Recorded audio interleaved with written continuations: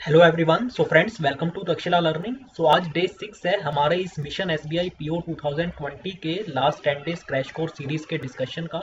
और आज हम मेनली डिस्कस करेंगे इंग्लिश लैंग्वेज के दो इंपॉर्टेंट टॉपिक्स, एक फिल इन द ब्लैंक्स और दूसरा एरर डिटेक्शन। और दोनों ही टॉपिक्स आपके आने वाले एसबीआई पीओ 2020 के प्री एग्जाम के पॉइंट ऑफ व्यू से काफ़ी इंपॉर्टेंट है, क्योंकि जो मैं भी आपके साथ 10 क्वेश्चंस डिस्कस करूंगा आगे इस वीडियो में, वो सारे के सारे 10 क्वेश्चंस पिछले साल के एग्जाम में आए हुए हैं 2019 के। तो इसलिए भी वीडियो काफ़ी इंपॉर्टेंट है, तो आपको इसे पूरा देखना है एंड तक। और आने वाले अपकमिंग वीडियोस के लिए, जैसे मैंने आपके साथ प्रॉमिस किया था कि हम 10 डेज की सीरीज है, यानी 4 वीडियोस अभी और आनी है, तो उसके लिए आप हमारे इस यूट्यूब चैनल को सब्सक्राइब भी कर लें और नोटिफिकेशन बेल अगर आप प्रेस कर देंगे तो आपके पास सारे आने वाले अपकमिंग वीडियोस का अपडेट भी लगातार मिलता रहेगा। क्योंकि इसके अलावा भी अगर आप एसएससी को भी फोकस करते हैं तो उसकी वीडियोस भी आपको मिलेगी, डेली बेसिस पे करंट अफेयर अपडेट भी मिलेगा, उन्हें आप जरूर रेगुलर बेसिस पे कवर करते रहा करें। ठीक है, चलिए। जैसे मैंने आपको बताया था, ये पहले 5 क्वेश्चन हम डिस्कस करेंगे फिल इन द ब्लैंक्स के, और ये पांचों क्वेश्चन पीओ 2019 एसबीआई के अंदर आए हुए हैं। सो एक बार फटाफट आप डायरेक्शंस गो थ्रू जरूर करा करें। ठीक है। So in each of the following questions given below a sentence is given with a blank followed by 5 alternatives. आपको दिखाई दे ही रहा होगा, और आपको वो ऑल्टरनेटिव सेलेक्ट करना है that will fit the blank most appropriately and make the sentence grammatically and contextually correct. ठीक है। तो पहला क्वेश्चन है, administration has taken positive steps to dash the education education system. ठीक है।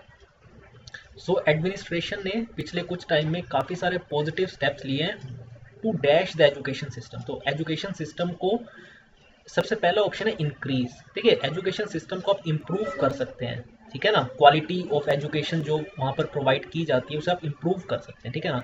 सो administration has taken positive steps to increase the education system. तो देखिए, नहीं होता इंक्रीज, आप नंबर ऑफ स्कूल्स कर सकते हैं, एजुकेशन सिस्टम को आप थोड़ी इंक्रीज कर सकते हैं, तो इसलिए इंक्रीज इसका गलत नहीं होगा। ठीक है। फिर दूसरा है डिवाइस्ड। डिवाइस होता है, देखिए, किसी चीज़ को नए तरीके से करने का एक तरीके से मेथड। तो यहाँ पे भी देखिए, बेसिकली हम बात कर रहे हैं एजुकेशन सिस्टम के इम्प्रूवमेंट के बारे में, तो इसलिए डिवाइस भी इसका नहीं है। रेनोवेट, देखिए हम बिल्डिंग वगैरह को रेनोवेट करते हैं, एजुकेशन सिस्टम के लिए हम रेनोवेट वर्ड को यूज नहीं कर सकते। ठीक है ना, तो रेनोवेशन वर्ड भी गलत हो गया। फिर है रिवैम्प। रिवैम्प इसका देखिए बिल्कुल करेक्ट आंसर है, यानी जो पहले जिस तरीके की एजुकेशन वहाँ मिलती थी, जैसे हो सकता है वहाँ पे बेंच नहीं हुआ करते होंगे या नंबर ऑफ टीचर सफिशिएंट नहीं होंगे, तो बेसिकली रिवैम्प करने का मतलब है किसी भी तरीके से, चाहे वो जो वहाँ के स्कूल्स हैं उनका इंफ्रास्ट्रक्चर इंप्रूव करके, वहाँ कंप्यूटर लैब्स बना के, ठीक है, वहाँ पे जो आजकल आपको पता है प्रोजेक्टर के थ्रू जो क्लासेस होती हैं, वो कुछ भी तरीके से जो है उन्होंने वहाँ के एजुकेशन सिस्टम को वहाँ एडमिनिस्ट्रेशन ने रिवैम्प किया, यानी पहले से इम्प्रूव किया है। डिस्पेल भी देखिए नहीं होगा, डिस्पेल बिल्कुल ही गलत है। ठीक है। सो इसका करेक्ट आंसर हो जाएगा डी ऑप्शन।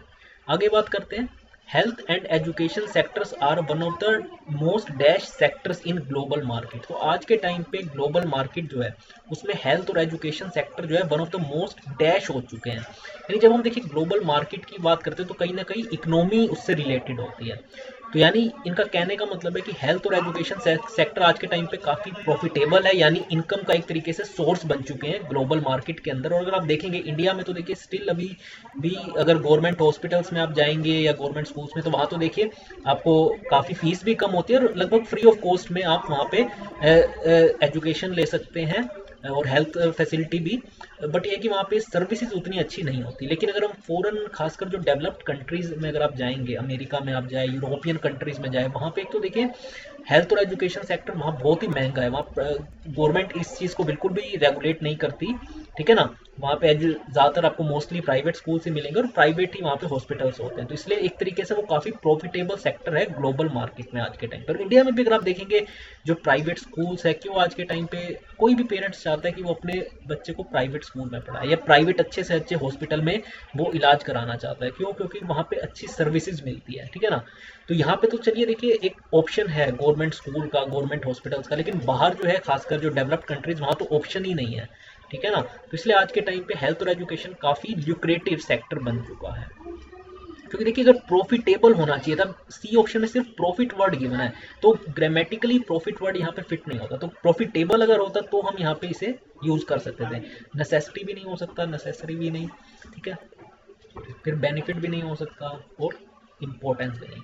ठीक है ना, इंपॉर्टेंट होता तो हम सोच सकते थे one of the most important. Importance तो देखिए नहीं, तो देखिए दो चीज़ आपको एक तो ध्यान देनी है। एक तो वर्ड सही होना चाहिए और साथ ही साथ वो ग्रामेटिकली फिट भी हो। ठीक है ना, तो मैंने कहा इंपॉर्टेंट, ठीक है, are one of the most important sector, लेकिन यहाँ पे इंपॉर्टेंस वर्ड गिवन है, ठीक है, ये नहीं हो सकता। वैसे प्रॉफिटेबल जैसे मैं आपको बता ही रहा हूँ, लेकिन उसको यहाँ पे प्रॉफिट वर्ड गिवन है, तो वो भी नहीं हो सकता। नेसेसिटी भी नहीं हो सकता, ग्रामेटिकली इनकरेक्ट, और बेनिफिट भी नहीं हो सकता। ठीक है ना, तो इसका करेक्ट आंसर होगा ल्यूक्रेटिव। तो मैंने आपको बताया कि वो ल्यूक्रेटिव सेक्टर है, मैंने आपको अच्छे तरीके से बता ही दिया क्या।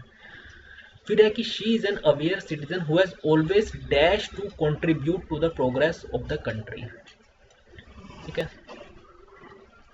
तो इसको आप पहले नोट डाउन कर लें। तो वो एक she is an aware citizen जिसने हमेशा कोशिश किया कि वो अपने कंट्री के प्रोग्रेस में कंट्रीब्यूट कर सके, चाहे किसी तरीके से भी, वो हमें नहीं गिवन, लेकिन ये गिवन है कि वो एक अवेयर सिटीजन है। और देखिए, अगर मैं अपनी भी बात करूं या आप अपनी बात करें, तो आप किस तरीके से कंट्री के प्रोग्रेस में कंट्रीब्यूट कर सकते हैं। अगर आप देखिए टैक्स पेइंग पर्सन है, तो आप टाइम पे टैक्स देके अपना एक तो कर सकते हैं। इसके अलावा चाहे आप अपने आसपास सराउंडिंग में साफ सफाई मेंटेन अगर रखते हैं, तो आप देखिए एक तरीके से कंट्री के प्रोग्रेस में कंट्रीब्यूट कर सकते हैं, चाहे छोटा हो लेकिन फिर भी। यानी इसके अलावा अगर बात करें और भी तरीके के आप देखते हैं, चाहे वो आप टैक्स, दूसरा जो होता है जो जीएसटी वगैरह, कोई भी तरीके से आप कंट्री के प्रोग्रेस में कंट्रीब्यूट कर सकते हैं, स्पोर्ट्स की फील्ड में, एजुकेशन की फील्ड में, साइंस एंड टेक्नोलॉजी की फील्ड में। तो वो एक अवेयर सिटीजन है जो हमेशा से अपने कंट्री के प्रोग्रेस में कंट्रीब्यूट करना चाहती है। तो शी हैज ऑलवेज एडमायरिंग मी, एडवायरिंग देखिए ग्रामेटिकली करेक्ट इनकरेक्ट है, प्रिपेयर भी नहीं, प्रिपेयर तो होता है किसी काम के लिए तैयारी करना। मोटिवेटिंग भी नहीं होगा यहाँ पे, देखिए मोटिवेटिंग भी नहीं होगा, स्टिम्युलेट भी नहीं, विश्ड इसका सबसे करेक्ट आंसर होगा। यानी जिसने हमेशा ये चाहा है कि वो अपने कंट्री के प्रोग्रेस में कंट्रीब्यूट कर पाए। तो यहाँ पे हमें ईडी वर्ड चाहिए था, ठीक है ना। एडमायर्ड भी खैर नहीं होता, एडमायर्ड वर्ड तो देखिए किसी को होता है, जैसे हम किसी एक्टर एक्ट्रेस को एडमायर करते हैं, ठीक है ना, कोई हमारा फेवरेट एक्टर होता है, एक्ट्रेस होता है, कोई हमारा स्पोर्ट्स की पर्सनैलिटी क्रिकेटर होता है, तो हम उसे एडमायर करते हैं। ठीक है ना, तो यहाँ पे बात तो कंट्री के प्रोग्रेस में कंट्रीब्यूशन की हो रही है, यानी she always wish to contribute. ठीक है ना, ठीक है। और स्टिमुलेट का मतलब होता है एक तरीके से किसी की कॉपी करना, तो इसलिए ये सारे वर्ड्स तो नहीं होंगे, इसका करेक्ट आंसर हो जाएगा ए ऑप्शन। आगे बात करते हैं, इन the beginning I look dash and could not find quite the car I dreamed of. मैंने बिगिनिंग में देखा हर तरफ, लेकिन मुझे ऐसी कार कहीं भी देखने को नहीं मिली जिसको मैं ड्रीम करता था, जिस कार की मैं, हाँ मतलब मेरी कार ऐसी होनी चाहिए। ठीक है ना, देखिए हर एक का ड्रीम होता है, कोई सोचता है कि मेरे पास BMW हो, ऑडी हो, ठीक है ना, लेकिन जो उसका ड्रीम था, जहाँ पे जिनकी यहाँ पर बात हो रही है, जिसने चारों तरफ देखा, लेकिन उसे वैसी कार कहीं भी देखने को नहीं मिली जो उसका ड्रीम था, ड्रीम कार उसको कहीं भी देखने को नहीं मिली। So in the beginning I looked after, looked around, I looked above, looked out या लुक डाउन। तो इसका देखिए क्या आंसर होगा। देखिए लुक आफ्टर तो का मतलब क्या होता है, किसी की केयर करना। लुक आफ्टर का मतलब होता है आप किसी की केयर करते हैं, कोई अगर बीमार है आप उसका अगर ध्यान रख रहे हैं, तो उसका लुक आफ्टर हम वर्ड यूज करते हैं। लुक्ड अराउंड इसका करेक्ट आंसर हो जाएगा, आपने चारों तरफ देखा, इन the beginning I looked around, लेकिन मेरे को ऐसी कार नहीं देखने को मिली जो जि, जि, जिसका मैंने ड्रीम देखा था, जो मेरी ड्रीम कार थी, मेरे को चारों तरफ देखने पर वो नहीं मिली। लुक अबव मतलब ऊपर की तरफ देखना, लुक आउट होता है वो भी बाहर की तरफ देखा, और लुक डाउन नीचे की तरफ। तो वैसी बात है, उसने चारों तरफ देखा, तो इसलिए अराउंड वर्ड यहाँ पे सबसे मोस्ट अप्रोप्रिएट वर्ड आएगा। ठीक है ना, लुक आफ्टर का मतलब मैंने आपको बताया, लुक अबव ऊपर की तरफ देखना, नीचे की तरफ लुक डाउन। तो सिंपली है कि उसने अपने आसपास देखा और उसे वैसी कार कहीं भी देखने को नहीं मिली, तो चारों तरफ देखने का मतलब होता है लुक अराउंड। ठीक है, और आखिरी question fill in the blanks का है, the RBI has played a conservative in dash a rate cut of just 25 basis points. आपको पता है देखिए बाय मंथली जो है आरबीआई ये रेट्स रिलीज करते हैं, repo rate, reverse repo rate. तो इस बार आरबीआई ने काफ़ी कंजर्वेटिव तरीके से जो है रेट कट किया है, सिर्फ 25 बेसिस पॉइंट्स। अभी खासकर काफ़ी बार इन्हें करना पड़ा है जब ये लॉकडाउन वगैरह लगाए गए थे, इसके अलावा मोरेटोरियम भी देना पड़ा था जिन्होंने लोन ले रखा है। आपको पता है जब प्रॉपर लॉकडाउन था मार्च एंड से लेके अप्रैल और मई में, तो उस टाइम पे जितने भी काफ़ी इशू तब तो ज़्यादा था। ठीक है ना, और उस टाइम पे फिर आरबीआई को ना सिर्फ इन रेट्स को कम करना पड़ा था, बल्कि मोरेटोरियम भी देना पड़ा था। तो अब यहाँ पे इसी पर ही बात कर रहे हैं कि the RBI has played conservative in dash a rate cut. आपने देखा होगा कि जब भी ये मॉनिटरी पॉलिसी अनाउंस की जाती है बाई मंथली, यानी हर 2 मंथ में एक बार, तो जो आरबीआई के गवर्नर होते हैं, जो एट प्रेजेंट शक्तिकांत दास है, वो ये चीज़ें अनाउंस करते हैं। ठीक है ना, तो अनाउंस वर्ड सबसे बेस्ट है यहाँ पे, जो कि आपको ई वर्ड में गिवन है। ठीक है ना, announcing a rate cut of just 25 basis point. ठीक है ना, इंट्रोड्यूस नहीं होगा, वैसे आईएनजी आना यहाँ पे बिल्कुल ज़रूरी था। तो इंट्रोड्यूसिंग अगर होता तो हम सोच सकते थे, तो यहाँ पे इंट्रोड्यूस है, प्रपोज्ड भी नहीं, ठीक है ना, इम्प्रूविंग भी नहीं, यहाँ तो देखिए सिंपली अनाउंसमेंट की बात हो रही है, ठीक है ना, डिक्रीज भी नहीं। जैसे मैंने आपको बताया पीछे आईएनजी आना बहुत जरूरी था, क्लियर है ना, तो यहाँ पे अनाउंसिंग आ जाएगा, announcing the rate cut of just 25 basis points. तो इस तरीके से देखिए आपको इसमें ऑप्शंस को एलिमिनेट करना होता है, और आपकी जो एक बेसिक आपको ग्रामेटिकल नॉलेज होनी चाहिए, जो आप डेली अगर न्यूज़पेपर पढ़ेंगे तो आपको देखिए उससे आपकी हैबिट डेवलप हो जाएगी। अब देखिए जो आगे के 6 to 10 क्वेश्चन है, इसके लिए भी आपकी अगर ग्रामेटिकल नॉलेज अच्छी है तो आप ज़्यादा से ज़्यादा क्वेश्चन को करेक्टली सोल्व कर पाएंगे। इसमें आपको बताना है ए बी सी या डी में से किस पार्ट में एरर है, और अगर आपको कहीं पर भी एरर नहीं दिखाई दे रहा तो आप ई आंसर मार्क करेंगे, यानी नो एरर। तो पहला है क्वेश्चन नंबर 6 की people have the freedom of speech, ठीक है, but at the same time each of them have to remember their fundamental duties. ये देखिए एक बहुत ही इंपॉर्टेंट और ज़रूरी लाइन है। आपने बहुत सारे लोगों को देखा होगा कि वो फंडामेंटल राइट जो है फ्रीडम ऑफ स्पीच की बात करते हैं, लेकिन कहीं ना कहीं ये भी हमें ध्यान रखना चाहिए कि हमारे कुछ फंडामेंटल ड्यूटीज़ भी है इस कंट्री की तरफ, ठीक है, जिन्हें हमें फॉलो करना होता है, करना चाहिए, और उसे हमें बिल्कुल भी वायलेट नहीं करना चाहिए at any point of time, ठीक है। तो फ्रीडम ऑफ स्पीच का ये मतलब नहीं है कि हम अपनी फंडामेंटल ड्यूटीज़ को भूल जाए, यही चीज़ यहाँ पे कही गई है। So people have the freedom, अब देखिए क्योंकि यहाँ पे पीपल वर्ड यूज किया जो कि प्लूरल है, ठीक है ना, तो यहाँ पे हैव वर्ड बिल्कुल ठीक है, अब ठीक है ना, हैज तो हम नहीं लिख सकते थे, तो ये चीज, ये वाला ए पार्ट तो बिल्कुल ठीक है कि people have the freedom of speech but at the same time each of them have to remember their fundamental duty. देखिए अब ये चीज यहाँ पे गलत है डी पार्ट में, क्योंकि देखिए जब हम ईच ऑफ देम की बात करते हैं, जब हम पहले पीपल में, तो देखिए पीपल तो एक प्लूरल वर्ड है तो इसलिए हमने वहाँ पे हैव वर्ड यूज किया, लेकिन जब हमने उन्हें एक एक सिंगल इंडिविजुअली लेके डिफ्रेंशिएट किया ईच ऑफ देम, तो इसलिए हमें फिर यहाँ पर भी सिंगुलर वर्ड यूज करना पड़ेगा हैज, ठीक है ना, यहाँ पे फिर हैव नहीं आ सकता। ये चीज बहुत इंपॉर्टेंट, आप इसे नोट डाउन कर लें, क्योंकि जब हमने पीपल वर्ड का यूज किया था तो ऑब्वियसली बात है पीपल के साथ तो हैव आएगा, ठीक है, क्योंकि वो एक प्लूरल है, लेकिन जब हमने ईच ऑफ देम को कैटेगराइज करके बोल रहे हैं तो वहां पे सिंगुलर आएगा हैज टू रिमेंबर, क्लियर है। अब क्वेश्चन नंबर 7 की बात कर लेते हैं। The number of students the number of students competing in the event has been fallen because of the prize money, यानी प्राइज मनी बहुत कम होने की वजह से बहुत सारे स्टूडेंट्स ने इस कंपटीशन से जो है एक तरीके से अपना नाम बाहर ले लिया। The number of students competing in the event has been fallen, मतलब लगातार जो है इसमें डिक्रीज देखने को मिला है जो नंबर ऑफ स्टूडेंट्स पार्टिसिपेट किया करते थे, और इसका रीजन है क्योंकि प्राइज मनी इसका रीजन है, जो मोस्ट प्रोबेबली देखिए ओवैसे अगर कम होगा तो ही ज्यादातर लोग इस इवेंट से बाहर अपना नाम वापस लेंगे, या कम से कम लोग पार्टिसिपेट करेंगे। अगर बहुत ज्यादा प्राइज मनी होगा तो ऑब्वियसली बात है ज्यादा से ज्यादा लोग एनकरेज होते हैं कि मैं भी ये प्राइज जीत सकता हूँ, लेकिन अगर प्राइज मनी बहुत कम होगा तो ऑब्वियसली बात है जो पार्टिसिपेटिंग स्टूडेंट्स हैं उनका नंबर भी गिरता रहेगा। तो यहाँ पे ये बात की गई है, so the number of students competing in the event has been fallen, तो ये वाला देखिए पार्ट गलत है, यहाँ पे हैज फॉलन आना था, सिंपली बीन वर्ड नहीं आना चाहिए था, simply the number of students competing in the event has fallen because of the prize money, ठीक है ना।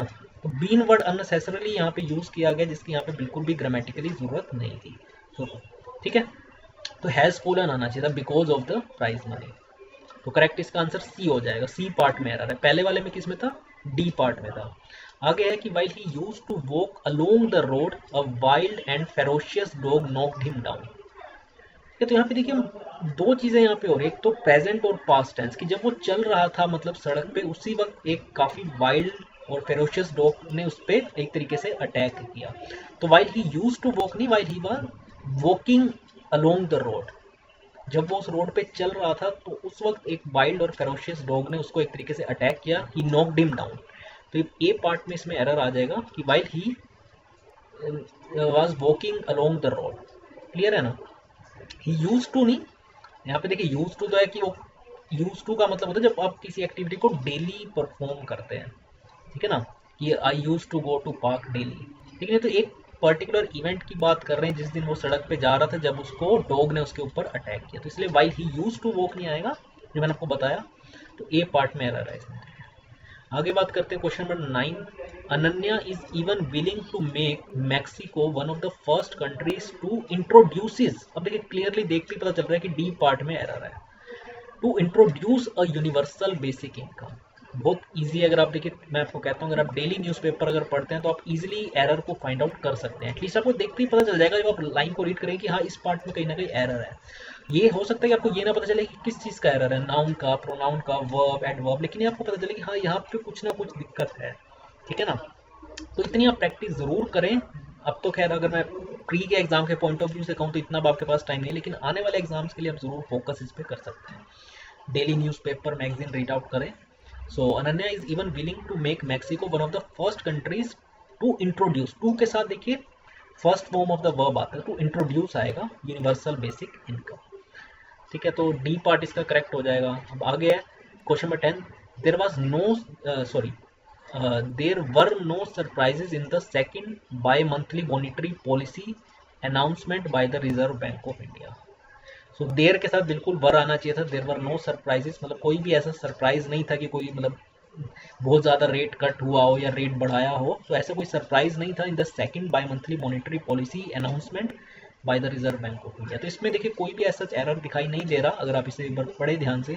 देर के साथ वर ठीक है, there were no surprises in the second bi monthly monetary policy announcement, इसकी अनाउंसमेंट कौन करता है, मैंने आपको बताया, by the reserve bank of India. तो इसका करेक्ट आंसर हो जाएगा ई ऑप्शन, यानी नो एरर। तो इसको भी आपको ध्यान रखना है कि जिस पार्ट में तो एरर आप उसको मार्क करेंगे, अगर आपको लगता है कि कोई भी एरर नहीं है तो आप नो एरर यानी ई मार्क करेंगे। क्लियर है? आई होप से आपने अच्छे तरीके से आपको क्लियर हो गया होगा। ये 5 क्वेश्चंस एरर डिटेक्शन के और 5 क्वेश्चंस हमारे फिलिंग द ब्लैंक्स के। अब आपको कोई डाउट है तो ज़रूर, मैंने आपको कहा, कमेंट करके आप पूछ सकते हैं। इसके अलावा आप हमारी वेबसाइट तक्षशिला लर्निंग भी ज़रूर विजिट करें, जहाँ पे अगर आप बैंकिंग, एसएससी या रेलवे के एस्पायरेंट हैं, इस साल के अलावा अगर आप आगे भी एग्ज़ाम्स देंगे आईबीपीएस का, आरआरबी का, तो इसके लिए आप हमारी वेबसाइट भी विजिट करें। क्लियर है? और इसके लिए जो है आप हमारे इस यूट्यूब चैनल को भी सब्सक्राइब करें, और हमारी वेबसाइट विजिट करेंगे तो वहाँ पे आपको कोर्सेज मिल जाएंगे। और आप चाहे 6 मंथ्स का लेना चाहे 1 ईयर का वैलिडिटी के साथ, इसमें आपको टेस्ट सीरीज भी मिलेगी, ई बुक्स भी मिलेंगे, 1-to-1 आपका व्हाट्सएप ग्रुप भी बनाया जाएगा। तो ये सब चीज़ आपको मिलेगी, तो इसके लिए आप ज़रूर हमारी वेबसाइट भी विजिट करें। तो आज की इस वीडियो में इतना ही फ्रेंड्स, थैंक्स।